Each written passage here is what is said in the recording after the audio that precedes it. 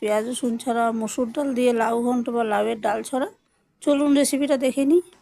আজকে রান্না করছি লাউ মুসুরি পেঁয়াজ রসুন ছাড়া। সর্ষের তেলে জিরে আর শুকনো লঙ্কা ফোড়ন দিয়েছি। আগে দেখুন এইটুকু তেলেই করছি। শুকনো লঙ্কার গুঁড়ো, হলুদ আর আদা জিরে রাঁধুনি আর দারচিনি আমার বিষয়ে এত করা, আর একটু জল মিশিয়েছি। মশলাটা কষিয়ে নিচ্ছি। দেখুন মশলাটা কষা হয়ে গেছে। আমি লাউ মিশিয়েছি আর স্বাদ মতো নুনও দিয়ে দিয়েছি।